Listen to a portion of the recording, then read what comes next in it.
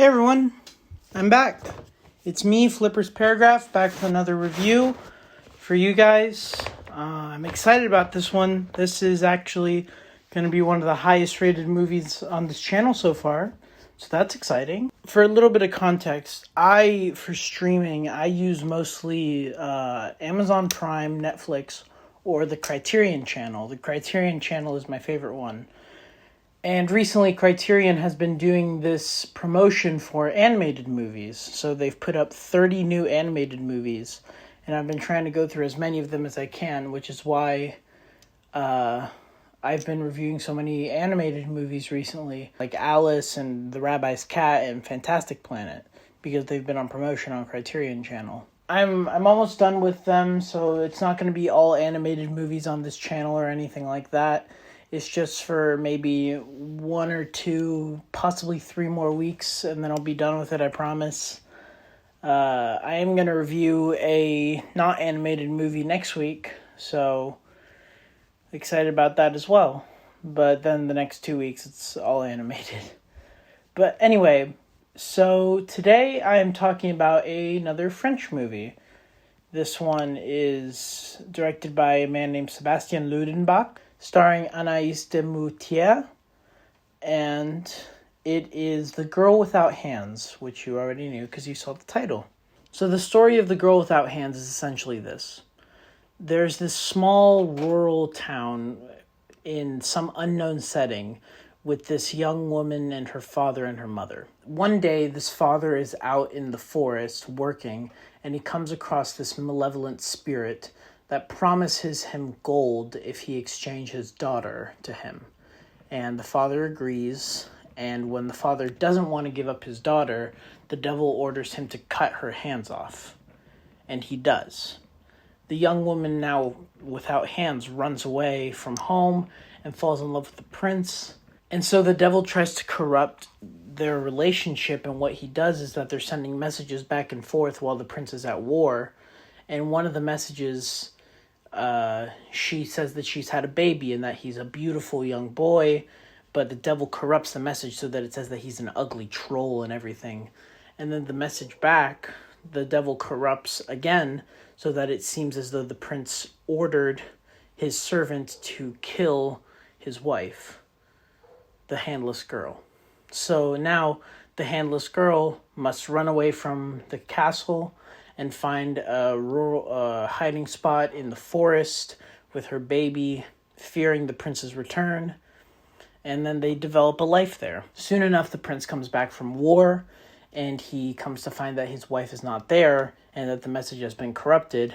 And he sets out to try to find his wife. Finally, he does find her, and they have a final encounter with the devil in which the woman earns her hands back. And that's essentially the whole film. The Girl Without Hands, it is incredible. Honestly, it is. It's really, really good. I have my notebook here with all of my notes, and it's just a full page of just all of the wonderful goodness in this film.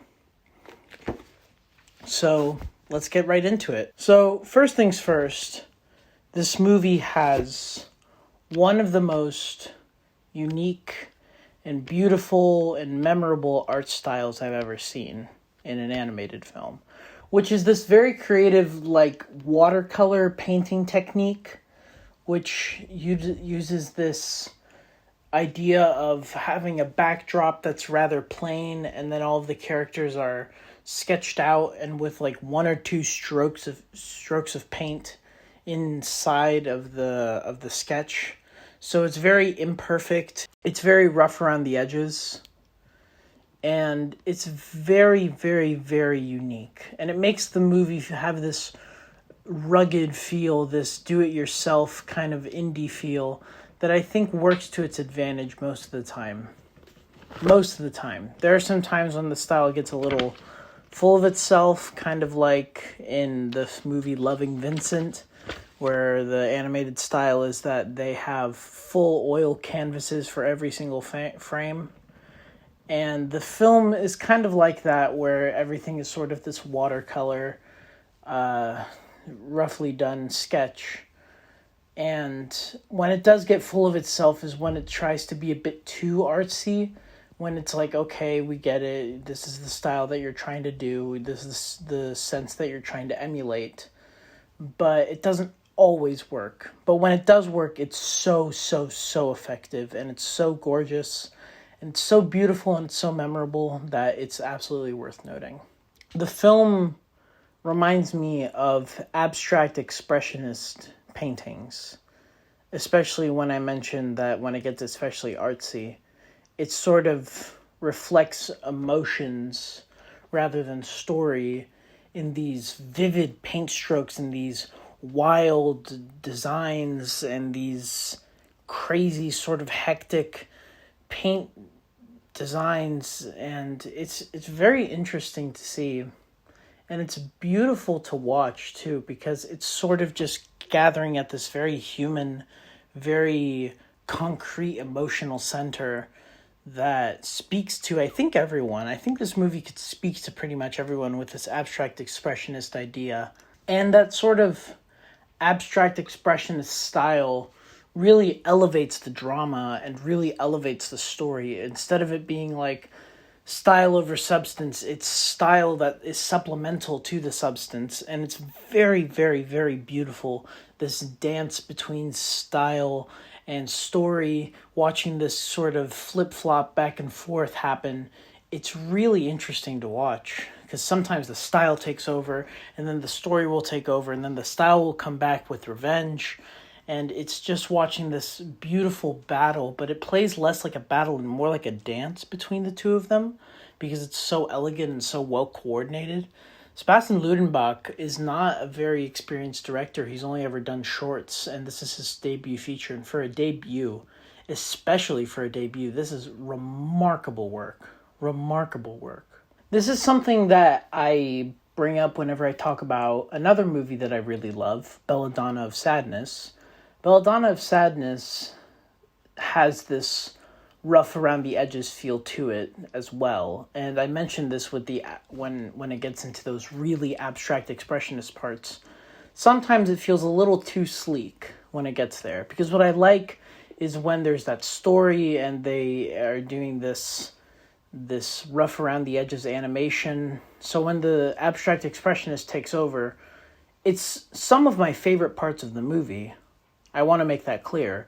I love those parts of the movie, but the only problem with them is that when the style takes over too much, the style becomes a little too sleek for my liking. The art style takes over, which isn't a bad thing, but it is something that I generally criticize when the style takes over the story, but I think it works in this sense. So when the style takes over in these abstract expressionist parts, it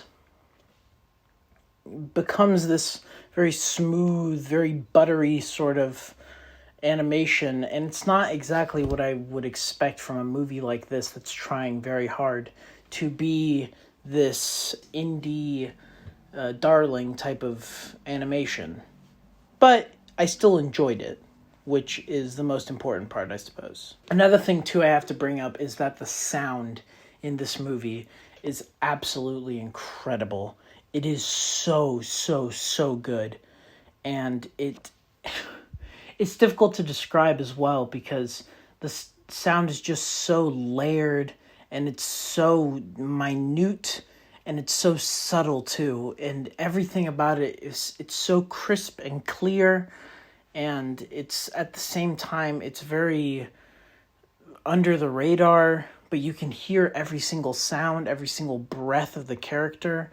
And speaking of breath, I'll get into the voice acting later, but speaking of breath, the way that they animate the characters breathing and moving is so dance-like. This whole movie feels like this very elegant ballroom dance, and it's just this gorgeous thing to watch because everything about this movie is just play.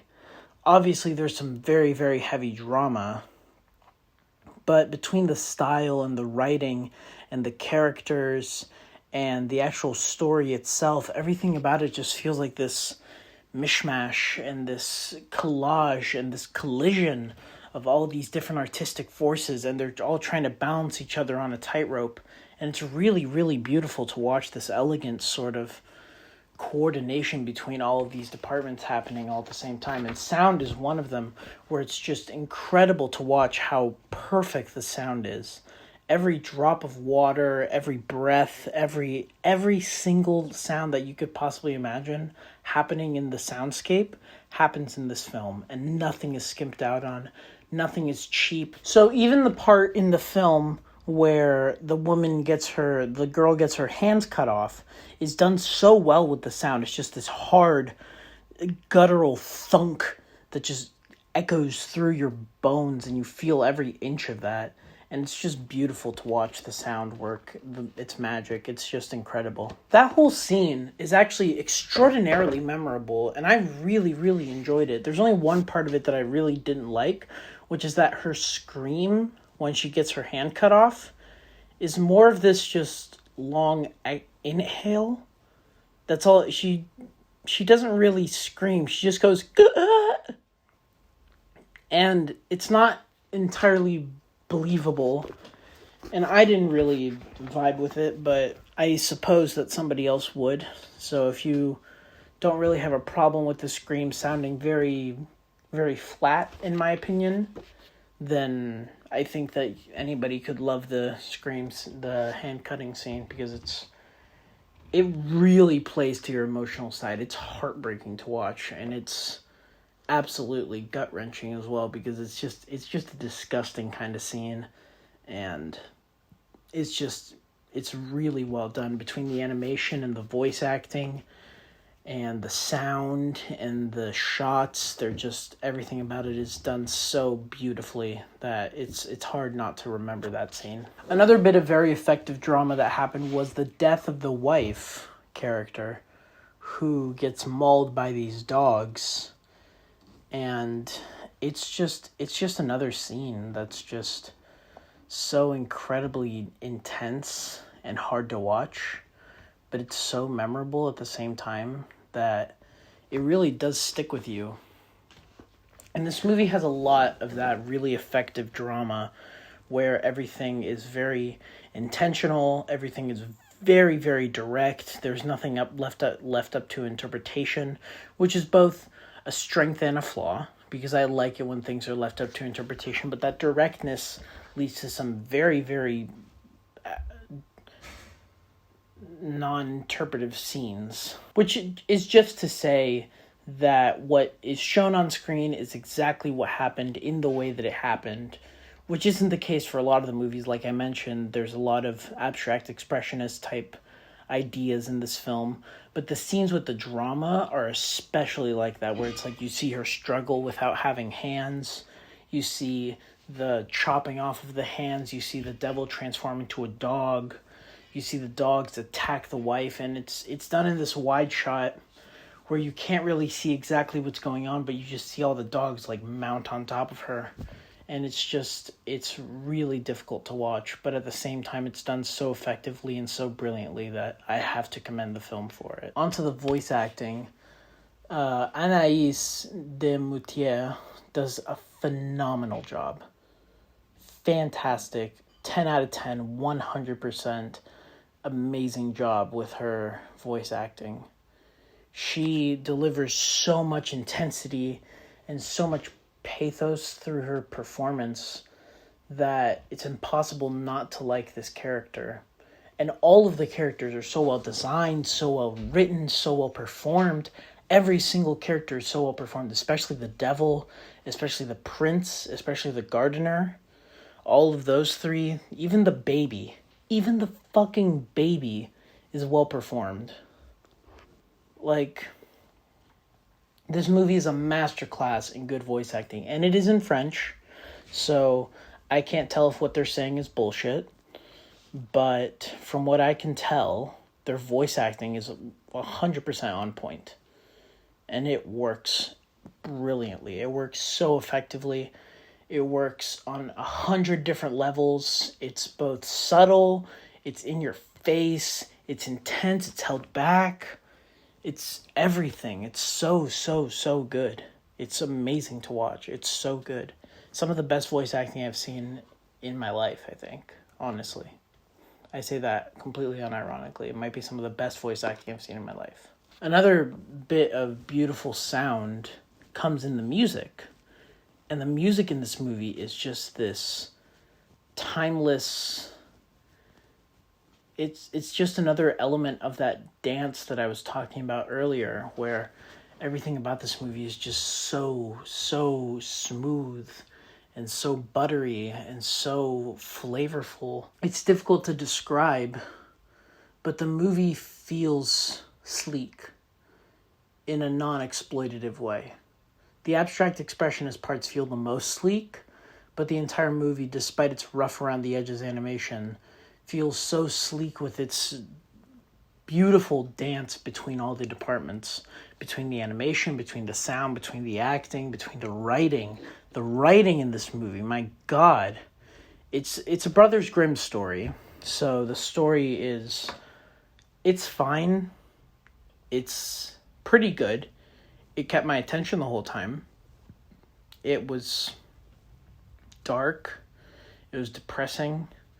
At the same time, there was a redeeming ending, so I felt that the ending really saved a lot of the film. Not that the film needed saving, but in the sense that the film's ending really was satisfying and was clean, and it cut things off in a way where I felt that I had been thoroughly satisfied throughout the entire film, which I was, because it's a really good film. Going back to the animation a little, the way that they animate hands is really unique because they focus a lot on hands because the girl obviously doesn't have them. So they really focus on the way that the fingers move and the way that the palms kind of sway back and forth like this. The way that people's hands kind of touch their faces, touch each other's faces, touch each other's hands. It's a really delicate and a little bit effeminate portrayal of hands, which I really enjoyed. I thought it was really interesting. I thought it was a good choice. I thought it fit with the character. I thought it fit with the story. There were a lot of really, really good choices in this movie. Like the choice to do a Brothers Grimm story for your feature, pretty good choice. There's another movie that I'm going to talk about, I think next week or 2 weeks from now, where the choice of doing like an old poem or an old short story doesn't work, but save that for 1 or 2 weeks from now. The most detrimental part of the film, without a doubt, is the lack of a clear setting. Because the film is animated in a way where it feels a little Japanese, kind of like Belladonna of Sadness, like I mentioned.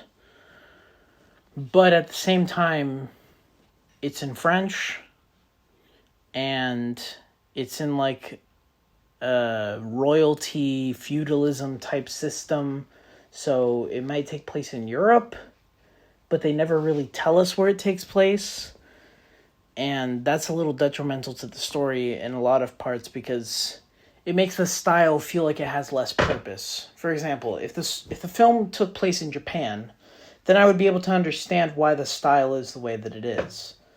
Because that would just make sense. You have a Japanese style to fit with a Japanese film, but instead, it feels like they just chose the watercolor motif just because it looked pretty, not because it had any real story reasons for it.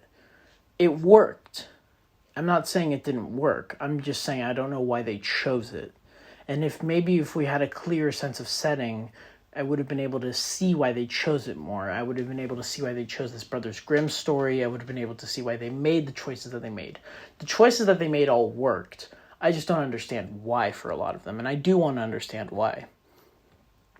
Another weak point is that at one point they tried to introduce a narrator for like 3 scenes, and it really doesn't work. Like, that's the only part of the movie that I remember rolling my eyes and being like, are we seriously doing a narrator? Do we need a narrator? We haven't had a narrator up until now, and we're just introducing him out of the blue. But honestly, that's kind of forgivable.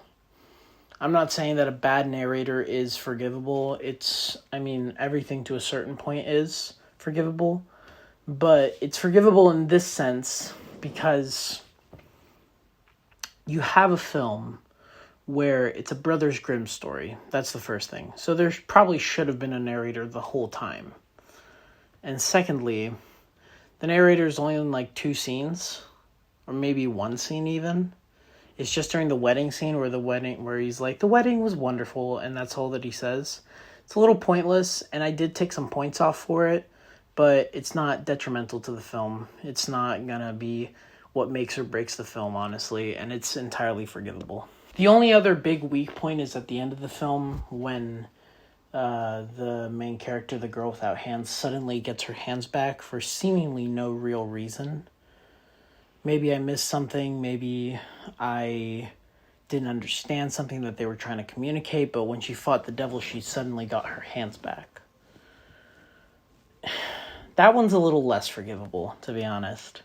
And I had a hard time getting past that, but like I said, the ending was very fulfilling, very enriching, so they did stick the landing, which is really hard to do in most movies.